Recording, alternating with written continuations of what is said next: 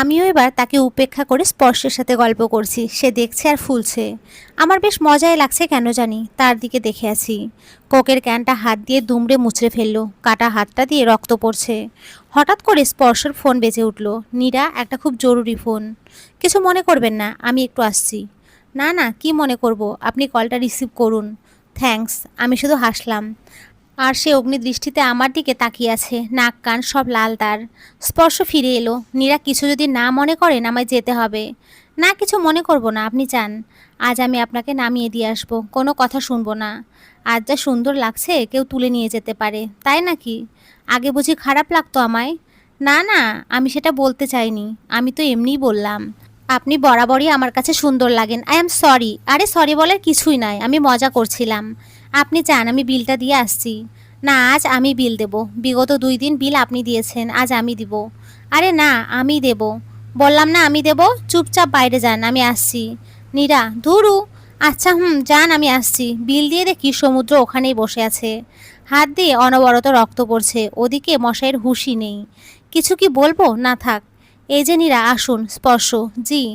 তাড়াতাড়ি যাওয়ার চক্করে শাড়ির সাথে হোঁচট খেয়ে পড়েই যাচ্ছিলাম, ভাগ্যে স্পর্শ ধরেছে, না হলে পড়েই যেতাম। নীরা, একটু দেখে হাঁটুন। শাড়ি পরার অভ্যেস নেই তো। বুঝেছি, গাড়িতে বসুন। বসছি। আচ্ছা নীরা, একটা কথা জিজ্ঞাসা করব? করুন। আমাকে কি ভালোবাসা যায় না? যার মনে অন্য কেউ থাকে সে কি অন্য কাউকে মন দিতে পারে? আমার যে মনটা আপনার কাছে চলে গেছে, সেটার কি হবে? ফিরিয়ে নিন, কারণ আপনার মনকে ভালো রাখতে তো পারবো না, কষ্ট পাবেন। আমি রাজি আছি, শুধু হাসলাম, কারণ এর জবাব আমার কাছে নেই। শুনুন, আমার থেকে অনেক ভালো মেয়ে আপনি পাবেন, দেখতে সুন্দর। সে আমায় থামিয়ে দিয়ে বলল, আমার আপনাকে চাই। থামান থামান, চলে এসছি। এই বাসাটায় আমি থাকি। সে থামালো। আমি গাড়ি থেকে বেরিয়ে এলাম। ভালো থাকবেন নীরা, আপনিও ভালো থাকবেন। আসি। আচ্ছা। বাসায় ঢুকলাম, দেখি আন্টি সিরিয়াল কে আপন কে পর দেখছে। আন্টি, জবা এখনো মরেনি? না। কেন মরেনি? কেন মরেনি আবার কেমন কথা? তুই কি চাস নাকি মরে যাক? হ্যাঁ চাই তো। নীরা, এগুলো বলবি না। আচ্ছা, বলবো না। তুমি দেখো আমি ফ্রেশ হয়ে আসছি। আঙ্কেল বলল, কেন বলবে না? তোমার জন্য আমি পাকিস্তান আর ইংল্যান্ডের খেলা দেখতে পাচ্ছি না। আচ্ছা আঙ্কেল, তুমি দাঁড়াও, আমি ফ্রেশ হয়ে আসছি, আমরা ল্যাপটপে দেখব। মন খারাপ করো না। যেই না ঘরের দিকে পা বাড়িয়েছি, সমুদ্র পেছন থেকে এসে হাত দুইটা টেনে নিয়ে পেছনে কোমরের সাথে শক্ত করে চেপে ধরেছে। আমি ভয়ে প্রায় চেঁচিয়ে উঠেছি। কি করছেন আপনি? যা করছি তা অনেক আগে করার দরকার ছিল। মানেটা কি? আমার হাত ছাড়ুন, আমার লাগছে। লাগুক। আমাকে যে কষ্টগুলো দিয়েছো আর এখনো দিয়ে যাচ্ছ, সেগুলোর বেলা। আমি আপনাকে কখন কষ্ট দিলাম? আজব তো। এই, আমাকে ছেড়েছিলা কেন? অন্য কাউকে ধরার জন্য? কি আছে ওই স্পর্শ না কি নাম জানি ছেলেটার মধ্যে, যা আমার মধ্যে পাওনি? আমি এগুলো নিয়ে কোনো কথা বলতে চাই না। Past is past. আমাকে ছাড়ুন, আমার লাগছে। লাগুক, আজ সব হিসাব নেব। আমাকে ছেড়ে অন্য কারো কাছে যাওয়ার সাহস হয় কি করে তোমার? হ্যাঁ, বলছিলাম না অন্য কারো কাছে গেলে মেরে ফেলবো। আঙ্কেল আর আন্টি ভূত দেখার মতো চোখ বড় করে আছে, কারণ তারা কিছুই বুঝছে না। শেষমেশে আন্টি বলে উঠল, সমু, তুই এগুলো কি বলছিস? আমি কিছুই বুঝতে পারছি না। আঙ্কেল বলল, নীরাকে ছাড়ো, ওর লাগছে সমুদ্র, লাগুক। মা শোনো, এই হচ্ছে নীরা, সেই নীরা যে আমার ভালোবাসা নিয়ে খেলেছে। আমাকে কখনো ভালোই বাসেনি। তুমি বলতা না, সমু তুই দেশ ছেড়ে যাচ্ছিস কেন? এই নীরাই সেই কারণ। সমু, এগুলো কি বলছিস তুই? মা, তুমি ঠিকই শুনছো। ভালোবাসতাম ওকে, আর শুধু আমাকে নিয়ে ও খেলেছে। খেলা শেষ হয়ে যাওয়ার পর আবর্জনার মতো ফেলে দিয়েছে। এইবার আর নিজেকে কন্ট্রোল রাখতে পারলাম না। হাতটা ছাড়িয়ে নিয়ে ওকে ধাক্কা মেরে সরিয়ে দিয়ে বললাম, আমি আপনাকে নিয়ে খেলেছি? বা কি সুন্দর কথা! খেলেছেন তো আপনি আমাকে নিয়ে। পুরাতন হয়ে গেছিলাম, তাই ফেলে দিয়েছিলেন। আপনার নতুন তো রাইয়াতুল রাহা ছিল আপনার, যার সাথে আপনার নতুন সম্পর্ক শুরু হয়েছিল। আমি তো সব জানার পর আপনাকে আমার কাছ থেকে মুক্ত করে দিয়েছিলাম। এখন কেন আমাকে দোষ দিচ্ছেন? আমার কষ্ট হয়নি? তাও আপনাকে আমি কিছুই বলিনি, আর এখন সব কিছুর দোষ আমায় দিচ্ছেন? বাহ মশাই, বাহ। আল্লাহ, রাহা আমাকে পছন্দ করতো, আমি ওকে না করে দেওয়াতে ও পাগলামি করেছিল। জাস্ট ওকে বোঝানোর জন্য ওর সাথে ছিলাম। আর মিথ্যে না বলে হয় না, আমি মিথ্যে বলছি না। বিশ্বাস করো আমায়। বিশ্বাস? তাও আবার আপনাকে? পাগল আমি? আপনার মনে আছে আপনাকে বলতাম আমাকে আর ভালো না লাগলে বলে দেন, আমি চলে যাব। কিন্তু আপনি কি করলেন? বেইমানি করলেন। জনাব সমুদ্র আহমেদ, আমি আপনাকে ভালোবেসে ভুল করেছি। নিজের প্রতি ঘৃণা হয় এখন কেন বিশ্বাস করেছিলাম আপনাকে। নীরা, আমি সত্যি বলছি, আমি তোমায় ভালোবাসতাম, এখনও ভালোবাসি আগের মতোই। আপনি আগেও আমাকে ভালোবাসেননি, এখনও আমাকে ভালোবাসেন না। আপনি আমার কাছে এসেছিলেন, আপনার সময় কাটছিল না তাই। সময় কাটানোর জন্য এসেছিলেন, তারপর অন্য কাউকে পেয়েছেন। আমায় ভুলে গেছেন। চুপ, একদম চুপ। শেষ করে ফেলবো কিন্তু তোমায়। কেন, সত্যি কথা শুনতে খারাপ লাগছে? আমি তো শুরুই করি নাই, আপনি পুরনো ময়লা স্তব ঘাটছেন। পচা ময়লা থেকে দুর্গন্ধ তো বের হবেই। নিটা, চুপ করো, আর পারছি না। এটা নিয়ে আর কথা না বাড়ানোই ভালো। আঙ্কেল আন্টি কি বলবেন নিজেরাও বুঝতে পারছে না। আঙ্কেল শুধু বলল সুফি আন্টির নাম। চলো ঘরে চলো, অনেক দিনের দুজনের জমানো খোরাক আছে, তারা মিটিয়ে নিক। আন্টি অসহায়ের মতো আমার আর সমুদ্রের দিকে তাকাচ্ছে। তারা চলে গেলেন, আমিও চলে আসছিলাম। সে পেছন থেকে হাতটা আবার টেনে ধরলো আর নিজের খুব কাছে টেনে নিয়ে ঘাড়ে মুখ গুজে ফেলেছে পেছন থেকে। আমি ছাড়ানোর চেষ্টা করছি কিন্তু পারছি না, খুব শক্ত করে ধরে আছে। অনেক চেষ্টা করে ব্যর্থ। প্রায় 5 মিনিট ধরে থাকার পর সে বলল, ভালোবাসি। কথাটা শোনার পরে পুরো শরীর কেমন একটা জানি শিহরণ হলো, কেঁপে উঠলাম। আমি তাকে ছাড়িয়ে নিলাম, সাথে সাথে সে ধপাস করে ফ্লোরে বসে পড়ল। মাথাটা নিচু করে আছে, দেখি ফ্লোরে তার নোনা জল পড়ছে। আর পারছি না, আমার কষ্ট হচ্ছে। মনে হচ্ছে আমিও তাকে বলে দেই, সমুদ্র, আমিও তোমাকে ভালোবাসি, কিন্তু পারছি না। আমারও চোখ বেয়ে নোনা ভালোবাসা পড়ছে, কিন্তু আমি কিছু বলতে পারছি না। আমি চলে এলাম রুমে, এসে দরজাটা বন্ধ করে ফেললাম। শাড়িটা খুলে শুয়ে পড়লাম। চোখগুলো আর সায় দিল না, জেগে থাকতেই ঘুমিয়ে গেছি। রাত 2:45। নীরা, এই নীরা, ওঠ মা, নীরা ওঠ। আন্টি ঘুম থেকে চমকে উঠে দরজা খুলে বললাম, কি হয়েছে? সমু, আমার সমু, বলে কেঁদে ফেললো। কি হয়েছে সমুদ্রের? ভয়ে ভয়ে। আমার সমু কেঁদে ফেলেছেন উনি। আন্টি বলো না কি হয়েছে সমুদ্রের, প্লিজ আন্টি বলো। সমুর অ্যাক্সিডেন্ট হয়ে গেছে নীরা, আমার ছেলেটার অ্যাক্সিডেন্ট হয়ে গেছে। আমি কি বলবো বুঝতে পারছি না, আমার মাথা কাজ করছে না। আন্টি কোথায় ও? হাসপাতালে আছেন। যাবি তুই নীরা? তোর আঙ্কেল গাড়ি বের করতে গেছে, যাবি তুই? আন্টি এটাও জিজ্ঞাসা করতে হবে তোমায়? জানো না যাবো কি না? যদি এখন না যাস তাই জিজ্ঞাসা করলাম। চলো তুমি, আমি যাব। পুরোটা রাস্তা আন্টি কেঁদেছে, আমি কি বলবো কি করব বুঝতে পারছি না। খালি বললাম, আন্টি তুমি চিন্তা করো না, সমুদ্রে কিচ্ছু হবে না। দোয়া কর মা। আন্টি। হাসপাতালে ঢুকে রিসেপশনে বললাম, সমুদ্র আহমেদ নামে কেউ এসেছে? না। অ্যাক্সিডেন্টাল কেস, একটু দেখেন না। হ্যাঁ, একজন এসেছে, ওটিতে আছে। নাম জানা যায়নি, রাস্তার লোকজন নিয়ে আসছে তাকে। ওটিতে আছে। বুকটা কেমন জানি কেঁপে উঠল। জি।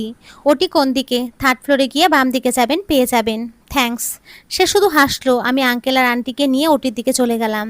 দেখি একটা লোক আর রায়সা, আন্টির ওই বান্ধবীর মেয়ে, ওখানে বসে আছেন। লোকটা মনে হয় রায়সার বাবা, চেহারার মিল আছে। আন্টি লোকটাকে দেখে বলল, রাফিজ ভাই, তুমি কি সমুদ্রকে নিয়ে এসেছো? রে সুফিয়া, আমি এনেছি। আমি বললাম, আঙ্কেল কি হয়েছিল আর এখন কি অবস্থা? সে আমাকে কিছুই না বলে আন্টিকে বলল, নীরা কে রে? তোর ছেলে অ্যাক্সিডেন্টের পর থেকে নীরা নীরা করে যাচ্ছে। আমি বললাম, আঙ্কেল আমি নীরা, জামান আঙ্কেলের নাম। এই মেয়েটাকে আমার বাসায় থাকে। ও, তোর ছেলেকে একটা ট্রাক এসে ধাক্কা দিয়ে চলে গেছে। আমার মেয়ে রাইসা তোর ছেলেকে চিনতো, তাই ওকে উঠিয়ে এনেছি। ভালো করেছিস, আমি কৃতজ্ঞ তোর কাছে। আরে আমারও তো ছেলেও। আমি বললাম, আঙ্কেল সমুদ্রের কি অবস্থা? আমি তোমাকে বলতে প্রয়োজন মনে করছি না, ভাড়াটিয়া তুমি ভাড়াটিয়ার মতো থাকো। আমি কিছু বললাম না। ডাক্তার বের হয়ে এসে বলল সে সুস্থ আছেন, আমরা তাকে কেবিনে শিফট করছি। আর হ্যাঁ, নীরাকে উনি যেন ওনার সাথে আগে দেখা করেন। আমি নীরা, একটু আসেন, কথা আছে আপনার সাথে। জি বলেন। একটু এইদিকে আসেন। জি শুনুন, উনি আপনাকে সত্যিই খুব ভালোবাসেন, আর কষ্ট দিয়েন না ওনাকে। আমি কি বলবো বুঝতেই পারছি না। সে আবার বলল, জানি না আপনাদের মধ্যে কি হয়েছে, কিন্তু সুস্থ হওয়া পর্যন্ত যদি আপনি ওনার পাশে, আমি ওনার পাশে থাকবো। গুড। যান কেবিনে যান, আগে বাবা মা চাইলে যাই দেখে আসতে পারেন, তারপর নীরাকে পাঠিয়ে দিন। এবার রাইসার বাবা বলল, তাকে কি দরকার ডক্টর? সে তো ফ্যামিলির কেউ নয়। আপনিও তো মনে হয় ফ্যামিলির কেউ নন, তো আমিও আপনাকে বলার প্রয়োজন মনে করছি না। আর হ্যাঁ, আপনারা চাইলে থাকতে পারেন রাতে তার সাথে, কিন্তু নীরা যেন থাকেই। আঙ্কেল বলল, ও থাকবে। রাইসার বাবা বলল, ভাড়াটিয়াকে তোর ছেলের কাছে থাকতে দিবি?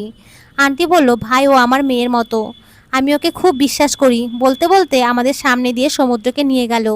মাথায় আঘাত পেয়েছে, হাতেও আঘাত পেয়েছে। এই অবস্থায় দেখে খুব খারাপ লাগছে, কান্নাও পাচ্ছে।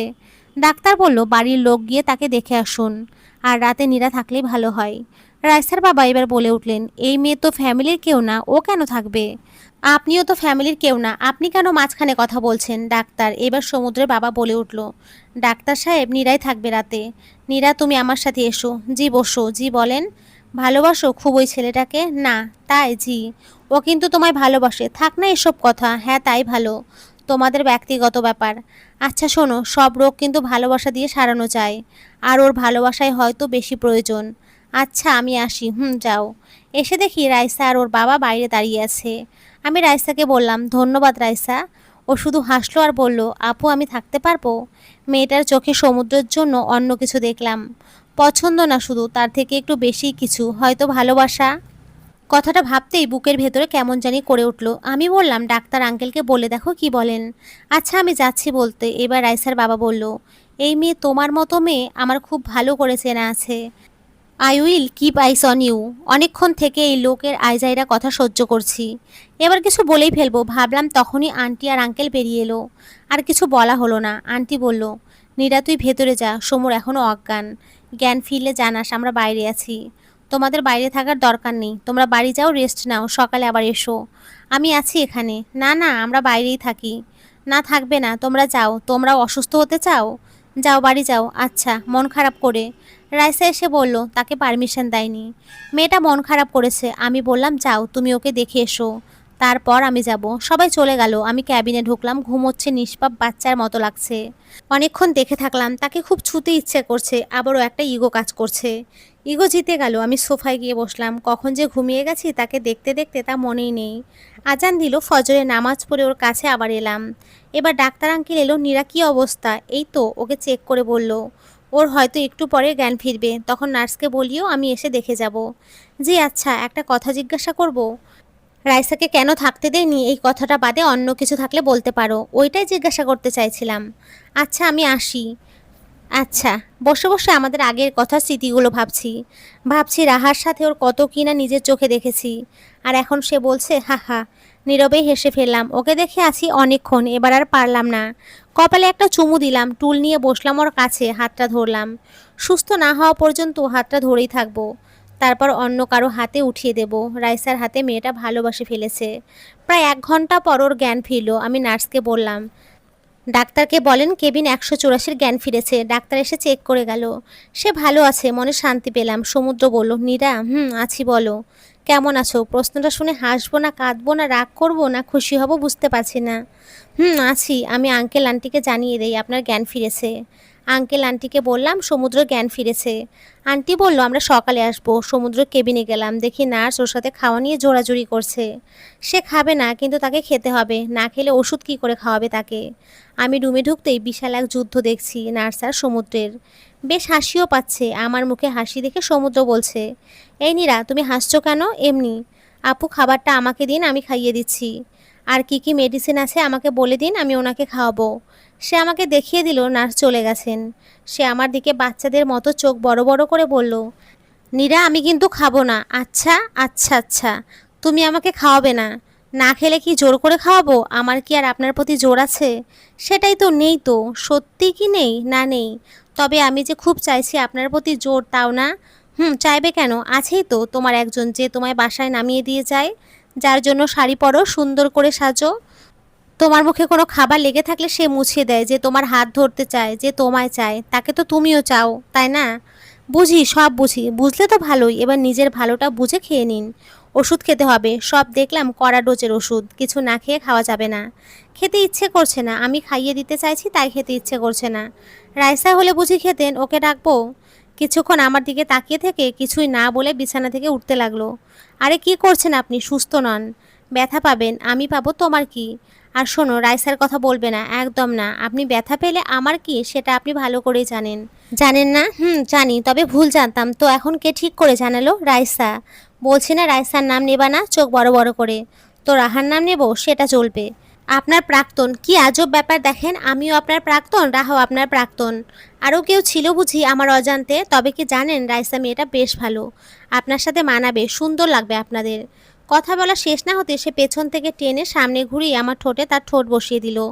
আমাদের ঝগড়া থামানোর জন্য সে আগেও এটা অনেকবার করেছে। কিছু বোঝার আগেই আমি ছাড়ানোর চেষ্টা করছি। নিজেকে কে বলবে এই লোক হসপিটালাইজড। এত শক্তি গায়ে এখনও। প্রায় 20 সেকেন্ড পর ছাড়লো। কিছু বলতে যাব, সে আবার 10 সেকেন্ড ঠোঁটে ঠোঁট রেখে দিল। আমি বললাম, কে বলবে আপনি অসুস্থ? এত শক্তি তো খেলেন না, গিয়ে আমার উপরে শক্তি দেখাচ্ছেন কেন? শোনো, রাহা আমার প্রাক্তন না, তার সাথে আমার কোনো সম্পর্ক ছিল না। আর রাইসা, ওকে আমি তোমাকে রাগানোর জন্য আনতে বলেছিলাম, বুঝেছো? খবরদার, আর ওদের নাম নিলে খুন করে ফেলবো। রাহা না হোক, আমি তো প্রাক্তন। আর রাইসা আপনাকে ভালোবাসে। রাইসা বলেছে তোমায়? না, সব কিছু বলতে লাগে, আমি বুঝি। ও আপনাকে ভালোবাসে, এটা বুঝতে কষ্ট হয়নি আমার। আর আপনাদের বিয়েও খুব তাড়াতাড়ি হয়ে যাবে। দাওয়াত দেবেন তো আমায়? সবই তো বোঝো, এইটা বোঝো না ভালোবাসি তোমাকে? কি মজা পাও আমাকে কষ্ট দিয়ে? সবই তো বোঝো, ভালোবাসি তোমায়। কিন্তু কেন নীরা আমাকে কষ্ট দিচ্ছ? কাছে টেনে নিয়ে চোখে চোখ রেখে কমল চোখে বলল, আচ্ছা বাদ দেন, চলেন, খাওয়া দাওয়া করতে হবে, আবার ওষুধও খেতে হবে।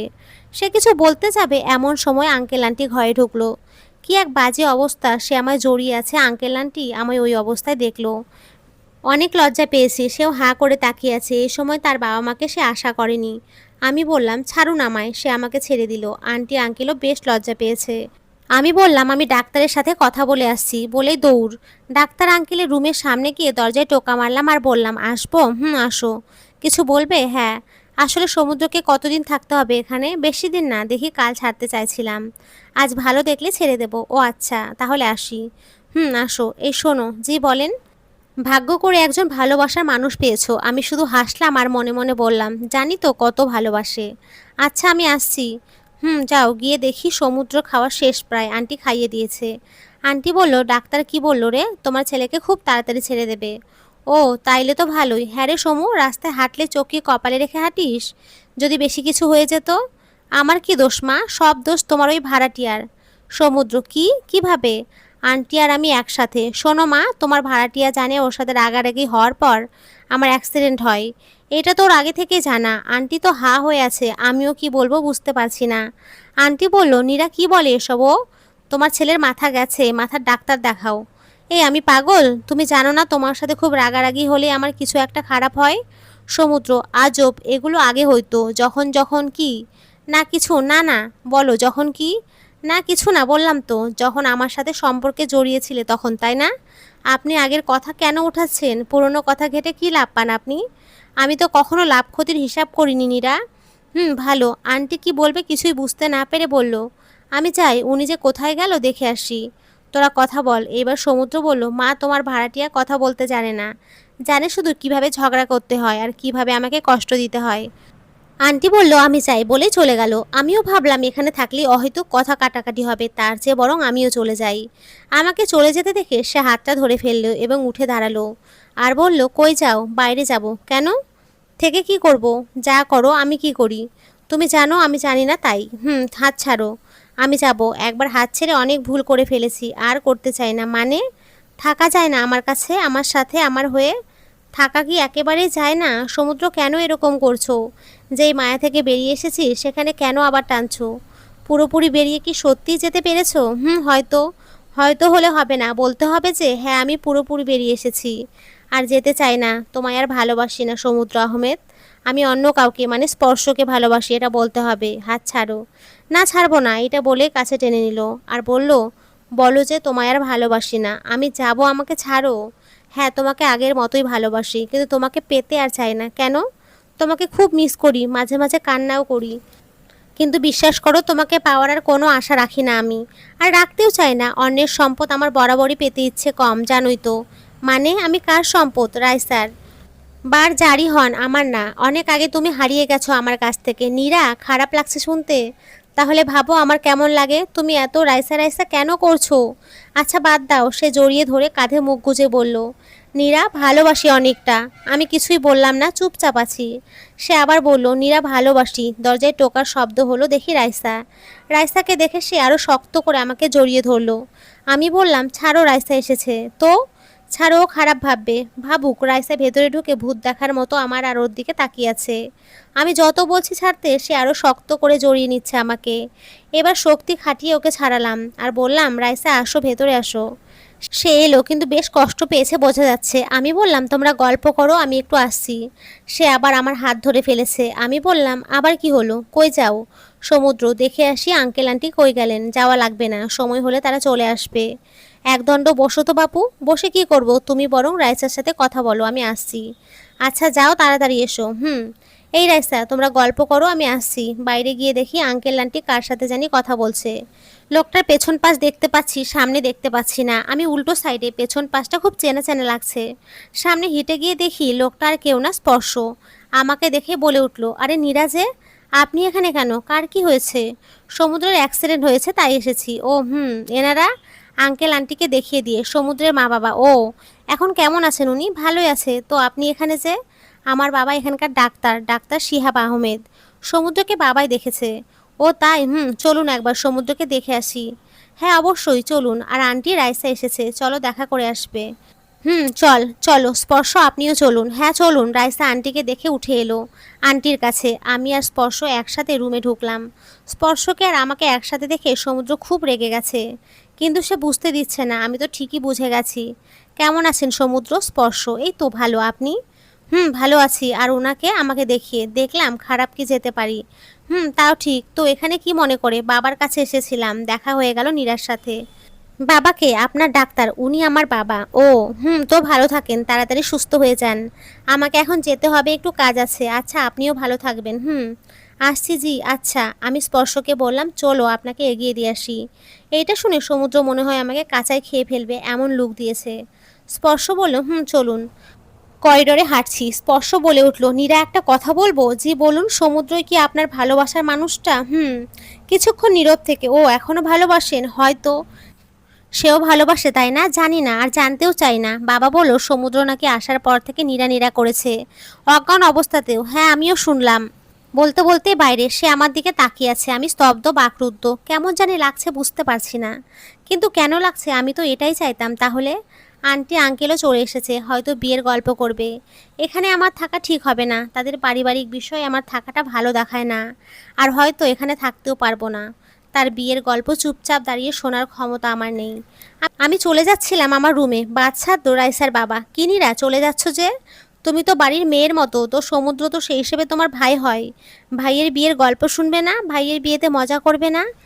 অবশ্যই সমুদ্রের বিয়েতে মজা করব। আচ্ছা আঙ্কেল, আপনার মেয়ে মানে রাইসা, সে যদি এই বাসায় আসে, সেও তো এই বাড়ির মেয়ে হয়ে যাবে। আমি ছিলাম মেয়ের মতো, সে হয়ে যাবে মেয়ে। তাহলে কি সমুদ্র ওর ভাই হবে? সে কি বলবে তা বুঝতে পারছে না। সে দাঁত কিরবির করছে। আমি একটা হাসি দিয়ে আমার রুমে চলে আসলাম। এসেই রুমের দরজা বন্ধ করে দিলাম। ওয়াশরুমে গিয়ে ট্যাপ জোরে ছেড়ে কিছুক্ষণ কাঁদলাম। কাঁদলে নিজেকে খুব হালকা লাগে, আর একা একা কাঁদলে নিজেকে অনেক শক্ত করা যায়।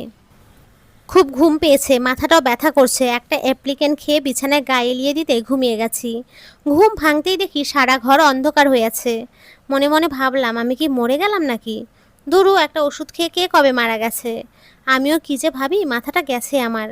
বিছানা থেকে উঠে লাইট দিতে দেখি সমুদ্র চেয়ারে বসে আছে। দেখে বেশ চমকে গেছি। ভাগ্যিস চিল্লাইনি। তুমি এখানে? আমি অন্য কাউকে আশা করেছিলে? না, কাউকে আশা করছিলাম না।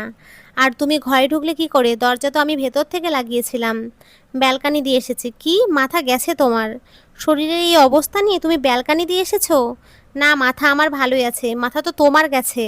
আমার বিয়ের কথা চলছে আর তুমি চুপচাপ আছো, কিছুই বলছো না। আমি কি বলবো? তোমার বিয়ে তুমি করবে, তোমার বিয়ে কি আমি করব নাকি? মানেটা কি? আমার বিয়ে অন্য কারোর সাথে হবে নীরা? তুমি এটা কি করে মানতে পারছো? না, মানতে পারার কি আছে? এই দাওয়াত দিবা তো আমাকে? দাওয়াত না দিলে বিয়ে খাবো না কিন্তু। সে আর কিছুই বলল না, সে দরজা খুলতে যাচ্ছিল। আমি ভাবলাম চলে যাবেন, তাহলে আমি যাই ফ্রেশ হয়ে নেই। যেই না ওয়াশরুমে যাব, সে পেছন থেকে হাত কোমরের সাথে টেনে ধরলো। আমার লাগছে তো, ছাড়ো আমার হাত। লাগুক। এই তুমি এত পরিবর্তন হলে কি করে? এত জেদ কেন তোমার? আমার অন্য কারোর সাথে বিয়ের কথা চলছে, আর তুমি কি না বিয়ের দাওয়াত খাওয়া দিয়ে চিন্তিত? আমি তো কোনো পরিবর্তন হইনি, আমার কোনো জেদও নেই। আর বিয়ের দাওয়াত না দিলে যাব কেমনে? নীরা, আচ্ছা আমার দোয়া পড়ায় আসবা দাওয়াত পাইলে? কি বিয়ের কথা বলেছি, মরতে বলিনি।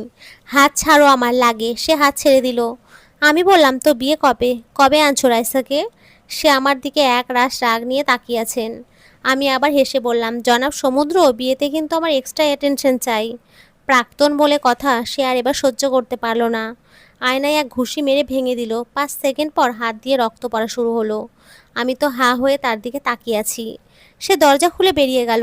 জানি না কই গেল। 30 সেকেন্ড পর তার রুম থেকে জিনিসপত্র ভাঙার শব্দ শুরু হয়ে গেল। ইয়া আল্লাহ, সমুদ্র!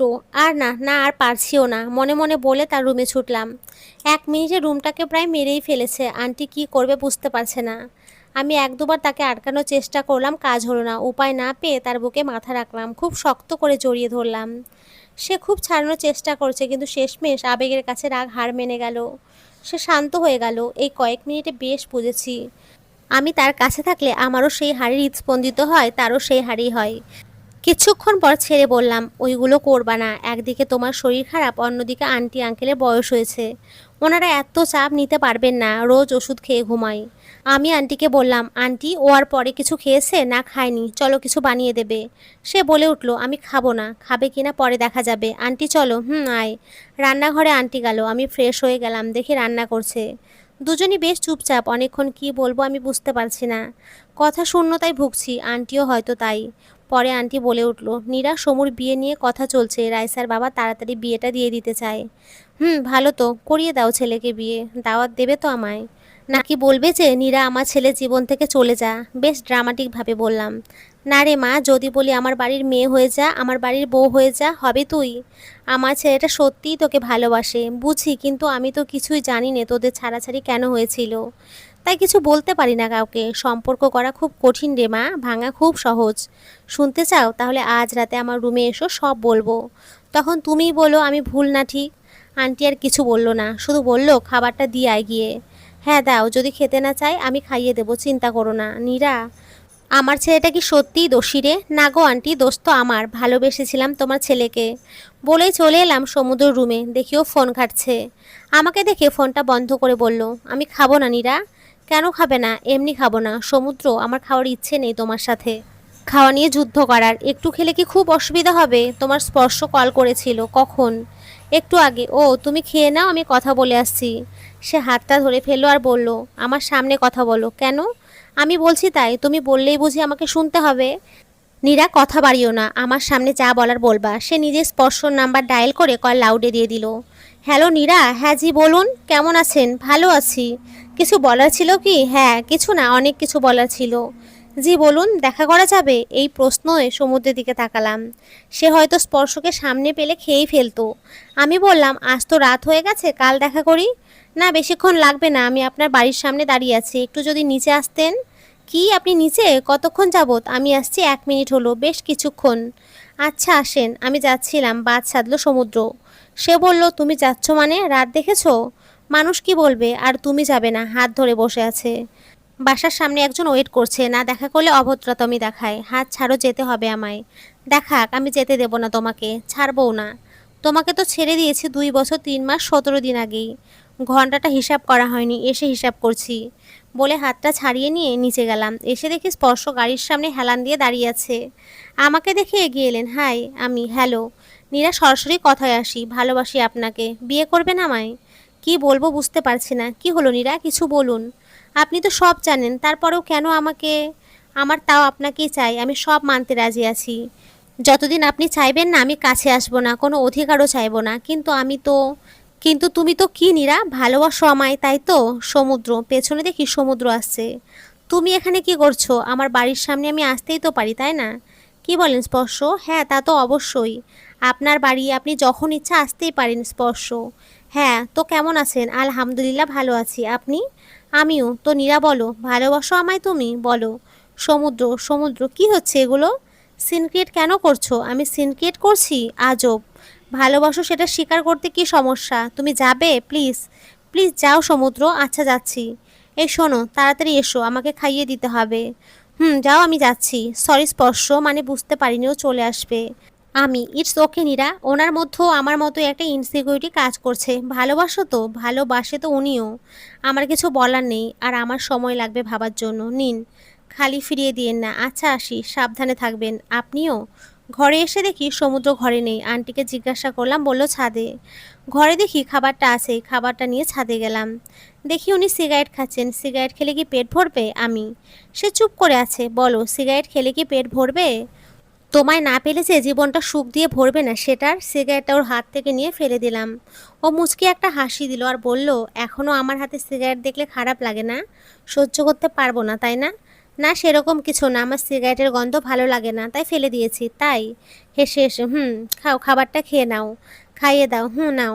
দিনে কয়টা সিগারেট খাওয়া হয় হিসাব নাই? ও কেউ একজন আমাকে ছুঁয়ে বলেছিল 2টার বেশি খাবে না। কেউ একজনও তো বলেছিল আমাকে কখনো ছেড়ে যাবে না। গেল তো। কেন গেছে তা তো খুব ভালো করে জানেন। সবই তো জানি। জানলে ভালো। এই নাও ওষুধ নাও নীরা। আজকের পর থেকে তোমাকে আর বলবো না ভালোবাসি। আমার যা সেটা আমি নেব। যদি জোর খাটানোর দরকার হয় তাহলে তাই করব। কাছে টেনে কপালে চুমু দিয়ে সে নিচে চলে গেল। কিছুই বুঝলাম না, সে কি এখন আমার উপরে জোর খাটাবেন?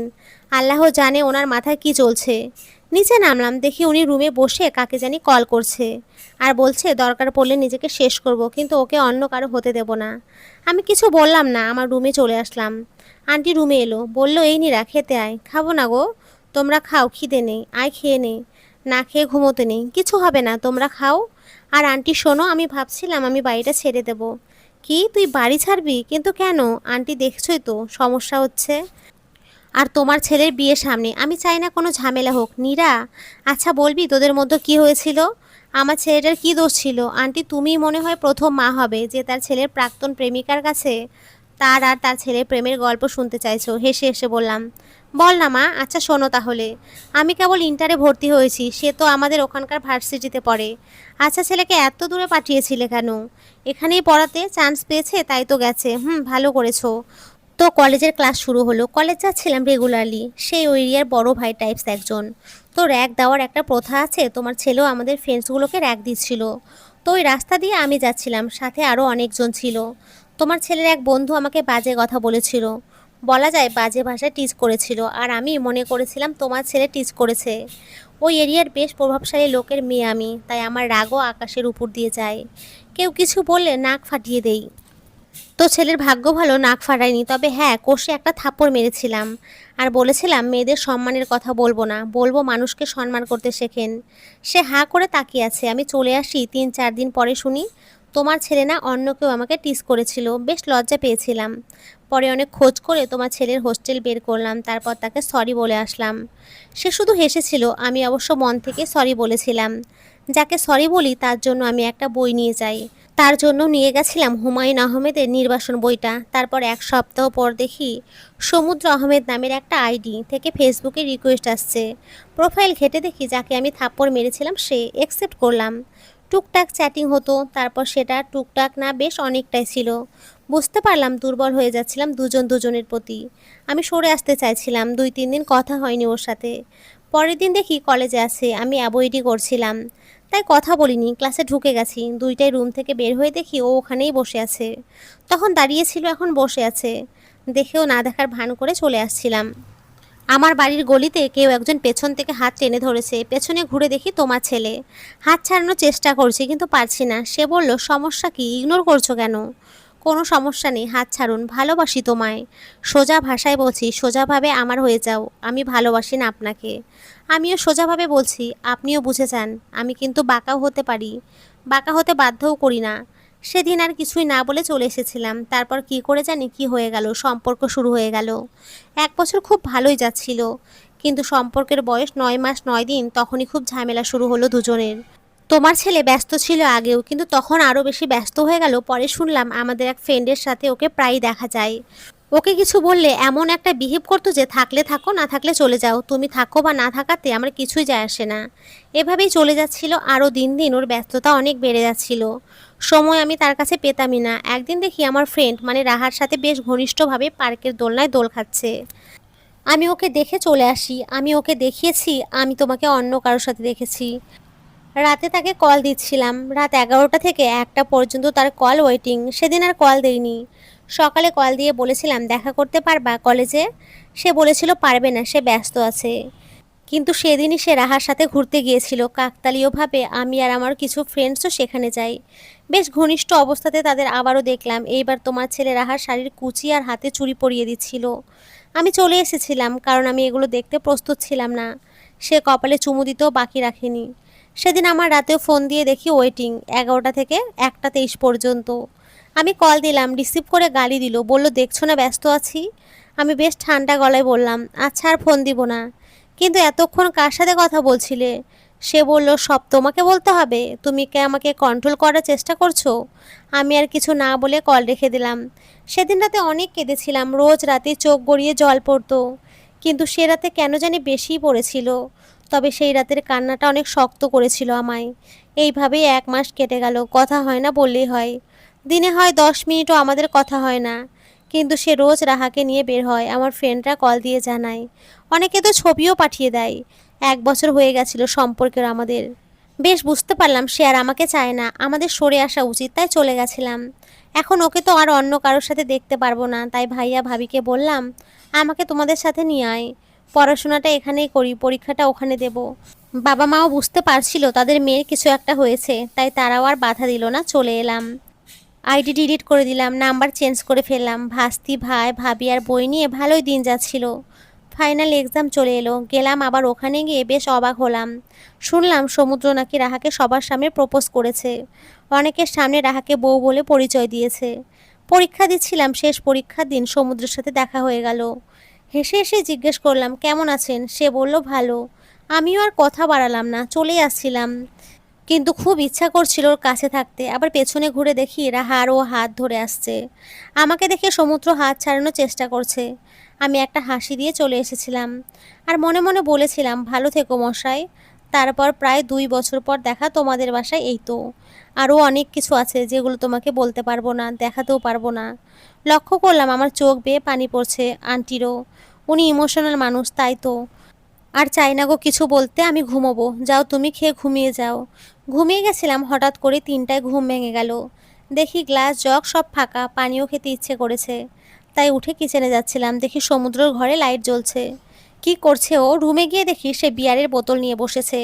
এক হাতে সিগারেট, অন্য হাতে বিয়ার। আল্লাহ, আন্টি দেখলে তো কষ্ট পাবে।